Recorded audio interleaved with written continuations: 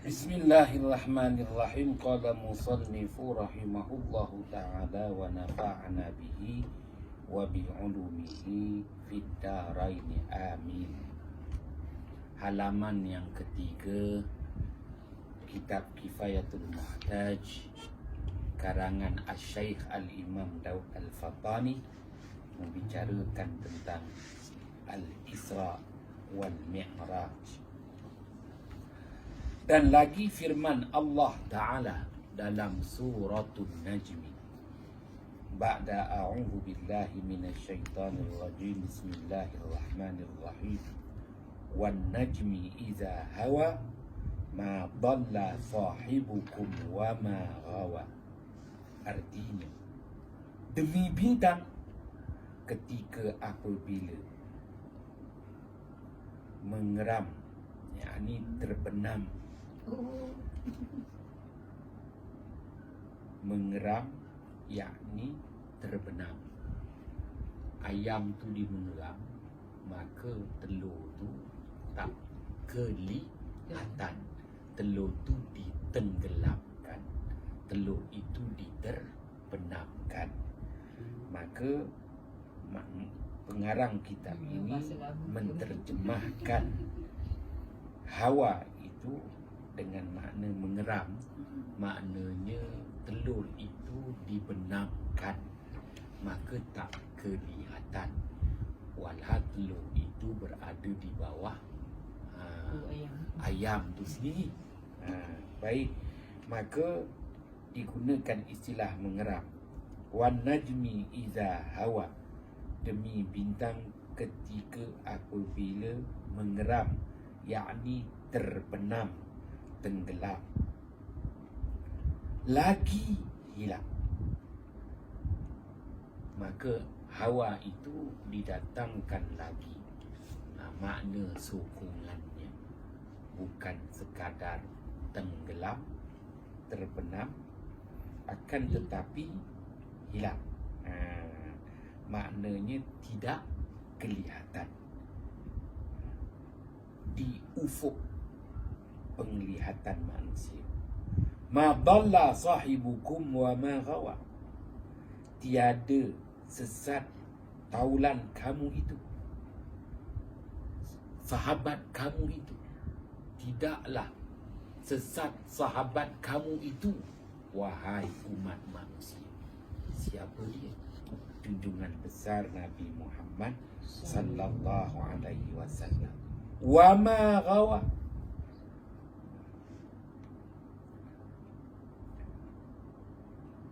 tiada sesat daripada jalan yang sebenar. Wa ma ghawa, dan tiada jahil dan tertipu daya. Baginda Muhammad sallallahu alaihi wasallam bukan seorang yang jahil. Baginda Muhammad sallallahu alaihi wasallam bukan menipu daya. Baiklah, pengarang kitab ini Asy-Syaikh Al-Imam Daud Al-Fattani mendatangkan firman Allah surah An-Najm.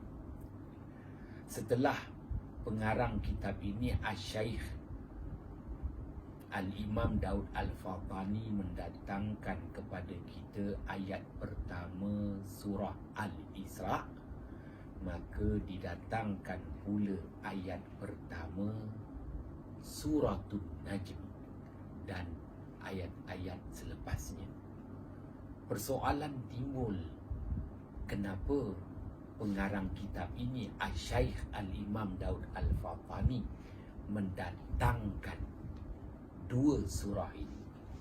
Yang pertama surah Al-Isra, yang kedua surah An-Najm. Baik, surah Al-Isra, perakuan Allah berhubung tentang peristiwa Al-Isra. Manakala suratul Najmi, perakuan Allah Subhanahu wa Ta'ala berhubung tentang peristiwa Al-Mi'raj. Maka digabungkan Al-Isra wal Mi'raj.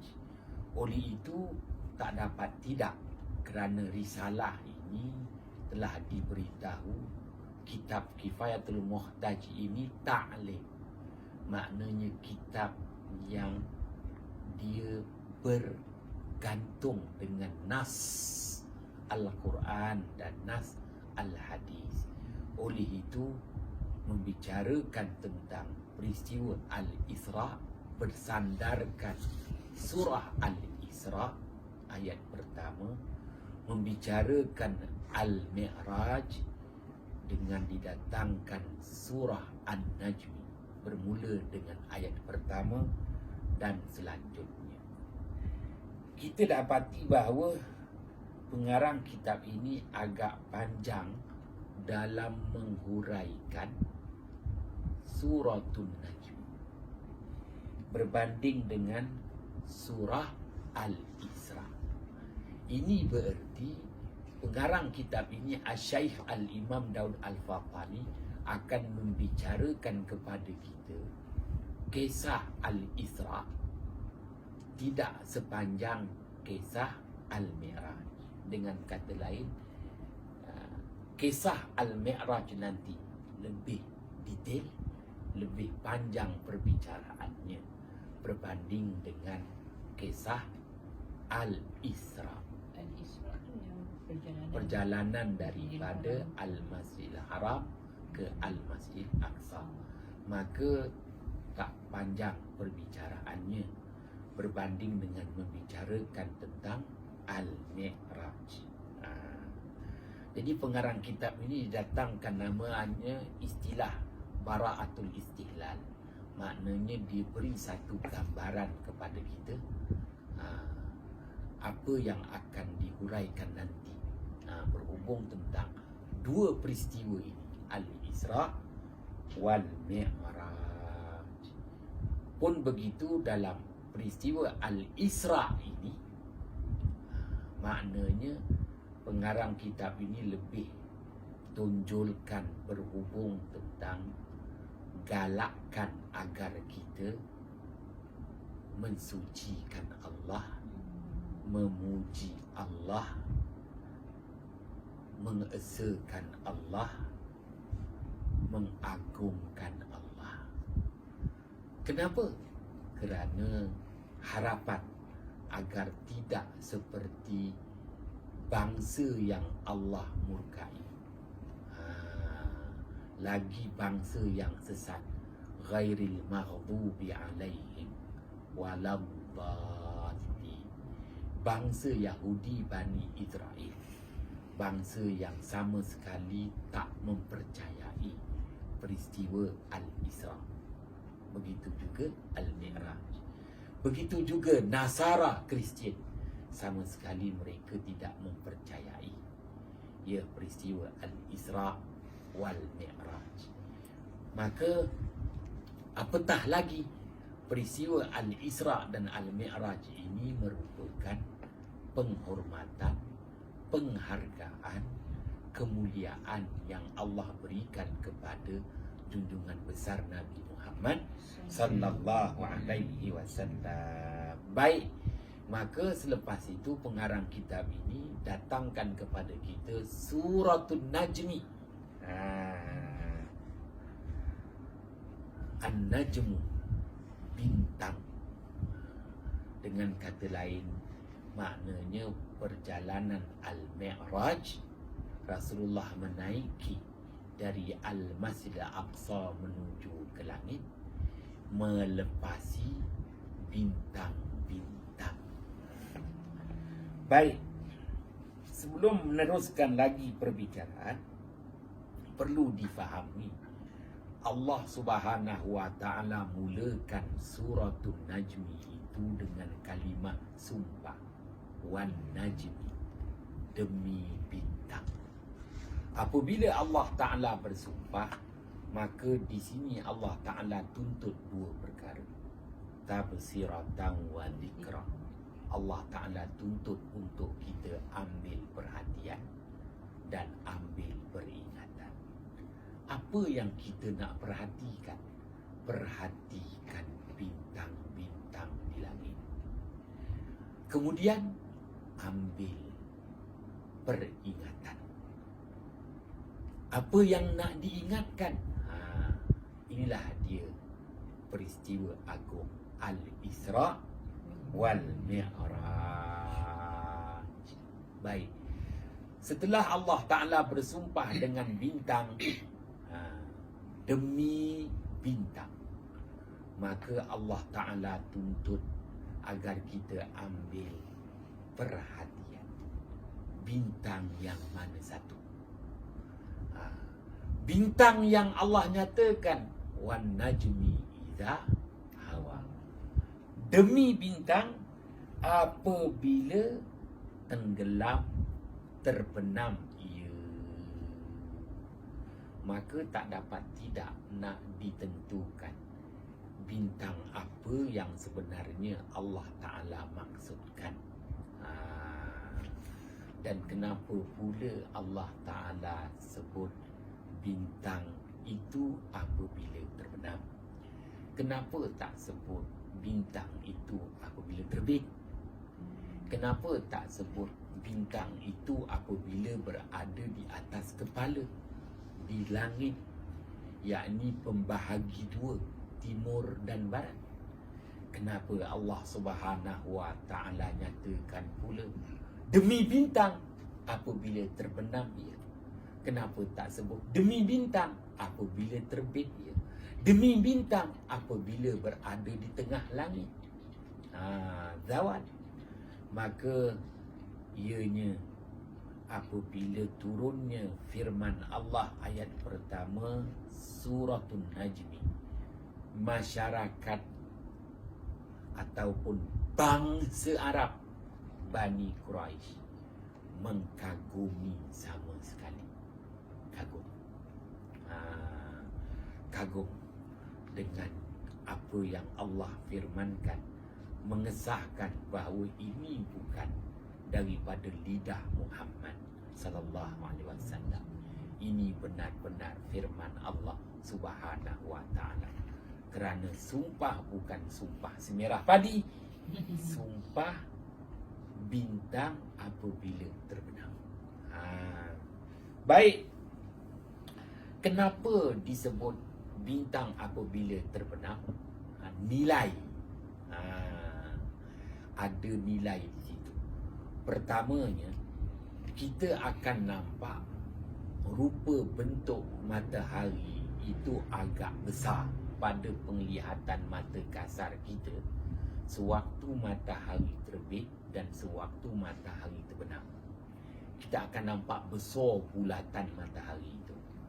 Begitu juga kita melihat besarnya bulatan bulan tu waktu bulan tu terbit, waktu bulan tu terbenam.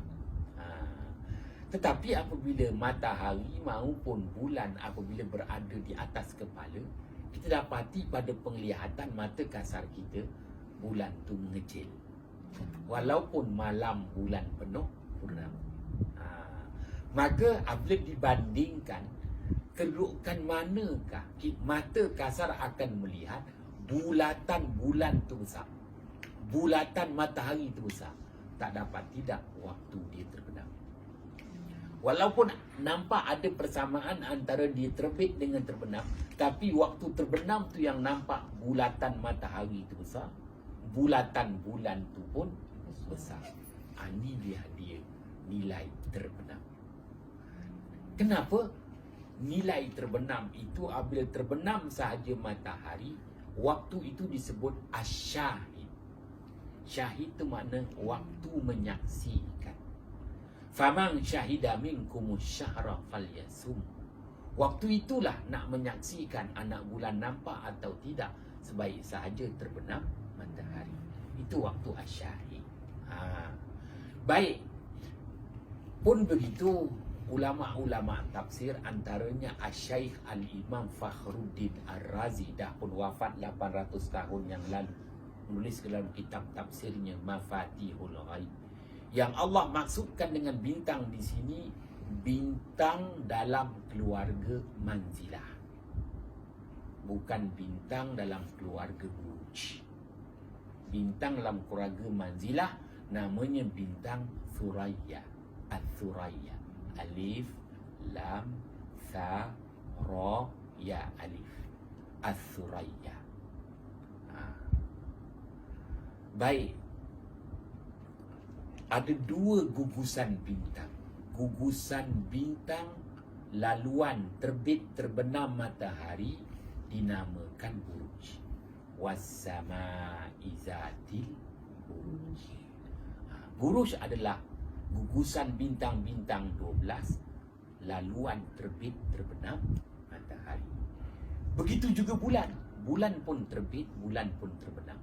Maka gugusan bintang-bintang laluan terbit terbenam bulan disebut manzilah.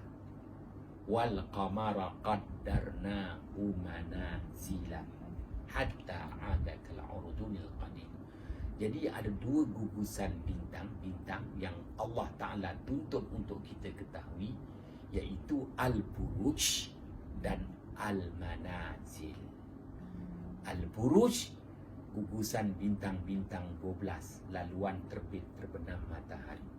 Al-Manzilah, Manazilah, gugusan bintang-bintang 28 laluan terbit terbenam bulan. Buruj ada 12, manzilah ada 28. Daripada 28 manzilah yang agak selesa buat junjungan besar Nabi Muhammad sallallahu alaihi wasallam, manzilah Al-Thuraya. Manzilah yang ketiga. Manzilah yang pertama Asy-Syaratain. Manzilah yang kedua Al-Butain. Di manzilah ni Asy-Syaratain, Al-Butain ni dia terletak dalam buruj Al-Hamal. Hamlun, Aries. Manakala Al-Thuraya ni dia bintang yang terletak dalam buruj Thawrun. Tha, waw, ra. Thawrun. Jadi David Beckham tak belajar tajwid, nak sebut Thawrun tak kita Taurus. Lembu. Rupa bentuk tasyakul, tasawur. Tasyakul dibentuk, tasawur dirupakan bintang-bintang itu seperti berbentuk lembu. Dalam buruj Thawrun tu ada 3 manzilah. Manzilah yang pertama disebut Al-Thuraya. Thuraya ni dia ada 5 bintang. Dia daripada Alif, Lam, Tha, Ra, Ya. Ada 5 bintang. Al-Thuraya ni ada 5 bintang. Jadi kalau kita kan biasa mana-mana masjid ada bulan, ada bintang kan? Bintang tu ada 5. 5 bucu. Tapi Yahudi Al-Thuraya dia kata ada 6 bintang. Itu yang Yahudi dia punya bintang Thuraya dia 6. Bagi kita bintang Thuraya 5. Kerana alif lam tha ra ya alif.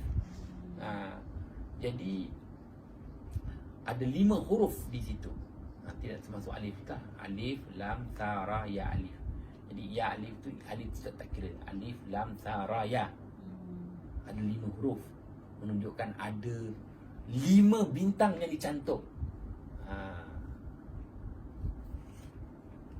Jadi begitu kita punya kehebatan, kita akan kata hotel 5 bintang. Mana ada 6 bintang? Maksudnya selama ni yang tak kubah tu bulan bintang-bintang apa bucu 5 tu ada makna. Bintang bucu 5 tu menunjukkan bulan tu berada di manzilah Thuraya. Memang zaman berzaman. Memang zaman-zaman Rasulullah sallallahu alaihi wasallam akan gembira kalau bulan tu berada di manzilah Thuraya. Itu yang bulan kat bawah, bintang tu kat atas. Itu bintang Thuraya. Itu yang menggambarkan masjid. Bukan sembarangan orang tu buat. Al-Thuraya. Cuma kita tak faham, kita ingat bintang tu suka-suka untuk claim mileage, claim overtime, menguntungkan kontraktor. Tidak.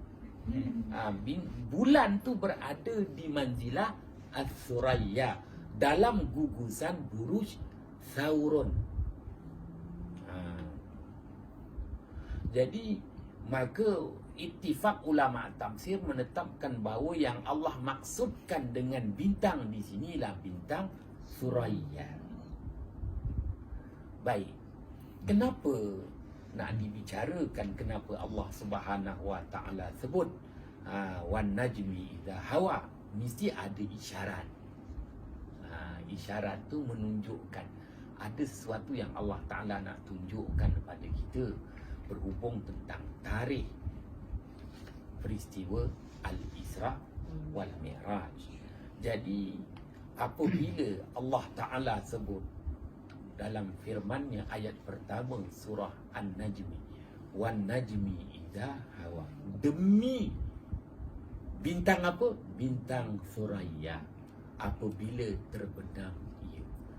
Bermakna Suraya ni dia dah terbenam pada permulaan malam. Apabila dia dah terbenam pada permulaan malam, dia hanya akan terbit nanti pada waktu subuh. Maksudnya dia ada waktu siang lah. Ada siang, dia ada. Dia ada terbit tenggelam. Macam bulan lah, ada waktu terbit siang, waktu terbit malam. Jadi ini bererti apabila bintang Suraya tu dah terbenam awal, dengan kata lain, malam tu tak nampak bintang Suraya tu kerana dah terbenam awal. Dia hanya akan nampak nanti apabila menjelangnya waktu subuh. Dan waktu subuh Suraya terbit bersama dengan bulan. Jadi berapa hari bulan? Bulan terbit pada waktu subuh, iaitu pada 27 Rajab. 27. Jadi kalau kita tengok pada akhir bulan, pada akhir bulan, bulan akan terbit subuh. Kita akan nampak bulan tu akan terbit subuh 27, 28 hari bulan. Sama ada 27 Ramadan, 27 Syawal, kau tengok kat situ 27. Tak ada tengok semalam. 27. Bulan terbit berapa? 5. Tak subuh lah. Jadi sahlah. Maknanya peristiwa Isra' Mi'raj itu berlaku pada tanggal 27 Rajab. Kerana bintang Suraya tu dah terbenam lebih awal, dan bintang Suraya itu akan terbit subuh. Diterbit subuh maknanya bersama dengan bulan lah. Maknanya bulan tu terbit terbenam berlatar belakangkan manzilah Suraya. Maka sah 27 Rajab. Tanggal tu, maka orang tak boleh tipu lah. Tanggal peristiwa Al-Isra' wal Mi'raj. Pendapat kata tak, ada yang kata tarikh yang tak dapat dipastikan. Kita dapat dipastikan, kena faham dulu. Wan najmi itu bintang tu, bintang apa sebenarnya? Wan najmi idza hawa. Daripada 28 manzilah, manzilah Suraya adalah kita kata manzilah pilihan buat baginda Muhammad sallallahu alaihi wasallam. Kenapa Rasulullah memilih manzilah Suraya? Rasulullah ada pengalaman berniaga, berurus niaga, barang dagangan Sayyidatina Khadijah binti Khuwailid bersama dengan Maisarah. Jadi cukup faham tentang perbintangan. Kerana kalau kita lihat, hujah dikemukakan oleh Asy-Syaikh Al-Imam Fakhruddin Ar-Razi, dah wafat 800 tahun yang lalu. Menulis dalam kitabnya Mafatihul Ghaib, apabila bintang Suraya ini, manzilah Suraya ini kelihatan di waktu subuh, maka kelazimannya buah-buahan menjadi. Kelazimannya buah-buahan menjadi. Jadi dari segi kedudukan itu kita boleh lihat maknanya bintang Thuraya ni kalau dia terbit biasanya sebelum terbitnya matahari dan nampak bintang Thuraya ni dia lazimnya nanti bulan April dengan bulan Mei, iaitu kemuncak musim bunga. 21, 22, 23 Jun tu musim panas. Musim bunga bermula 21, 20, 23 Mac. Suraya ni kalau kita nak nampak dia sebelum terbit matahari di sebelah timur. Sekarang kita tak nampak tapi dia tinggi sikit dalam subuh. Kalau kita nak tengok, maknanya sebelum terbit matahari nampak dulu Suraya ni 21, 22, 23 April sehingga 21, 22, 23 Mei. Itu adalah sela waktu musim bunga. Memang kutip hasil tu. Sebab itu ada hadis yang mana Rasulullah SAW bersabda. Hadis tak boleh buat hujah kan, hadis tu hadis dhaif. Pun begitu riwayat daripada Imam At-Tabrani. Rasulullah SAW bersabda, "Iza tala'atis suraya aminaz zar'u anil ahah." Apabila terbitnya manzilah bintang Suraya, amanlah tanam-tanaman daripada al-ahah, iaitu pelbagai bentuk bebanan, tekanan, desakan. Dengan kata lain, tanam-tanaman selamat daripada serangan-serangan penyakit. Ialah musim bunga. Dan ada hadis riwayat daripada Imam At-Tabrani juga. Hadis ini masyhur di kalangan mazhab Imam Abi Hanifah. Iza tala'atis suraya irtafa'at al-aha an kulli baladin. Apabila terbitnya bintang Suraya fi ghudwatin, tambah lagi pada subuh hari, pada pagi hari sebelum terbit matahari. Itulah tu. Irtafa'at al-aha, terangkatlah halangan-halangan, rintangan-rintangan angkulli baladin, di atas setiap penempatan. Ialah musim bunga. Lazimnya apabila musim bunga memanglah hasil buah-buahan, hasil tanam-tanaman. Kerana bagi masyarakat Arab, mereka memang jadikan bahawa manzilah As-Suraya ini sebagai penunjuk kepada maknanya musim mengutip hasil. Walaupun waktu tu mereka akan lihat banyak atau sedikit bunga yang melekat. Baik, nilai. Jadi sebab itu maknanya kita dapati bahawa pelancaran roket-roket pun dia akan dilancarkan pada musim bunga. Musim bunga. Kalau Amerika dia nak melancarkan roket ke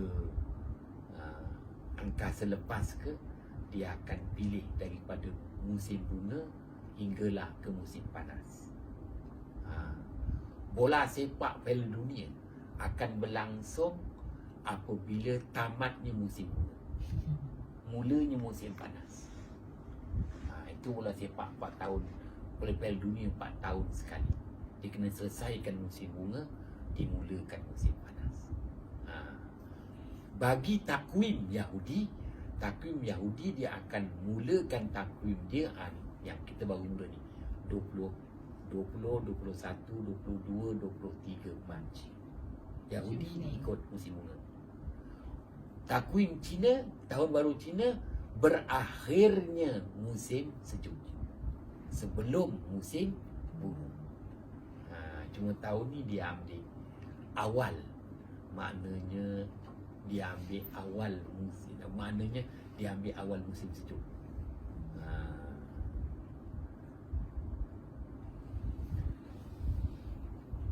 Baik. Setelah Allah Subhanahu wa taala bersumpah dengan bintang yang dimaksudkan bintang Thuraya, bintang yang menjadi penunjuk kepada masyarakat Arab zaman berzaman kepada keperluan musim dan cuaca, maka Allah Subhanahu wa taala membuat perakuan ma dhalla sahibukum wa ma ghawa. Tiadalah sahabat kamu itu Muhammad sallallahu alaihi wasallam menyesatkan. Tiadalah Muhammad itu sesat. Wa ma ghawa, tiadalah Muhammad itu menipu daya. Rasulullah tidak sesat, Rasulullah tidak menipu daya. Kenapa ayat ini nak menjelaskan betapa bangsa Yahudi Bani Israel sama sekali tolak Rasulullah. Yahudi, Kristian tolak Rasulullah. Ada pula yang daripada bangsa Arab Bani Quraisy yang dah memeluk agama Islam, apabila diceritakan tentang peristiwa Al-Isra' wal Mi'raj, mula menganggap bahawa Rasulullah sesat dan Rasulullah sebagai orang yang menipu daya. Allah buat perakuan. Ayat kedua Suratul Najm. Malah Allah Ta'ala kuatkan lagi, Allah Ta'ala kuatkan lagi keyakinan dengan didatangkan ayat ketiga Suratul Najm. Wa ma yantiqu 'anil hawa in huwa illa wahyun yuha. Ayat ketiga, ayat keempat. Dan tiada berkata ia Muhammad sallallahu alaihi wasallam dengan barang yang didatangkan kamu itu daripada hawa nafsunya, bukan melalui hawa nafsu baginda Muhammad SAW. Tiada ia melainkan wahyu yang diwahyukan Allah kepadanya. Menjelaskan bahawa setiap tutur kata baginda Muhammad SAW itu bukan daripada hawa nafsu baginda Muhammad SAW, tetapi ini adalah wahyu dari Allah Subhanahu wa taala. Dan Allah Subhanahu wa taala tambahkan lagi keyakinan kepada khususnya bangsa Arab Bani Quraisy. Apa yang Rasulullah sallallahu alaihi wasallam ceritakan berhubung tentang mukjizat agung Al-Isra' wal Mi'raj. Allamahu syadidul quwa zu mirratin fastawa wa huwa bil ufuqil a'la. Artinya telah mengajarkan dia oleh malaikat yang sangat kuat, yakni malaikat Jibril alaihissalam,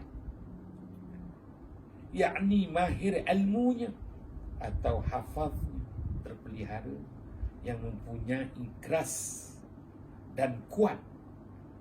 Dialah malaikat Jibril alaihissalam iaitu Jibril alaihi salam, maka tetap ia, dan iaitu pada tepi langit yang tinggi. Tepi langit yang tinggi itu ufuk. Ufuk yang tinggi. Bil ufukil a'la, iaitu tempat terbit matahari pada hal atas rupanya yang asli. Baginda Muhammad sallallahu alaihi wasallam apabila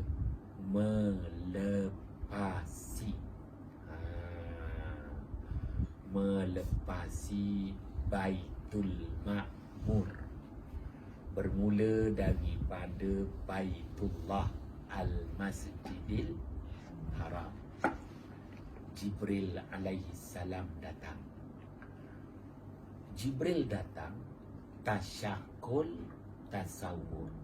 Tasyakul membentuk, tasawur menyerupa, seperti seorang lelaki tampan, bersih, ya, jubah putih,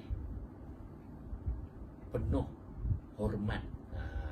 Jadi Jibril alaihi salam apabila memasuki alam syahadah, alam malak, maka Jibril alaihi salam tasyakul dan tasawur membentuk dan menyerupa sesuai dengan alam syahadah, alam malak.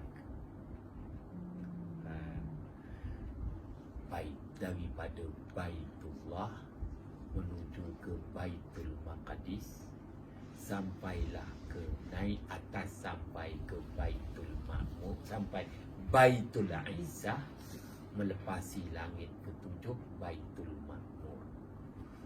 Apabila sampai di Sidratul Muntaha, ini namanya ufukil a'la, ufuk yang paling tinggi, barulah Rasulullah dapat melihat rupa bentuk sebenar Jibril alaihi salam. Selama ni Jibril alaihi salam bila sampai di alam malak, dia tasyakul, tasawur, membentuk, menyerupa sesuai dengan kedudukan di alam malak, alam syahadah. Bermula dengan alam malak, kemudian alam malakut, alam jabarut, alam lahut. Contoh alam malak, manusia ni alam malak, alam syahadah.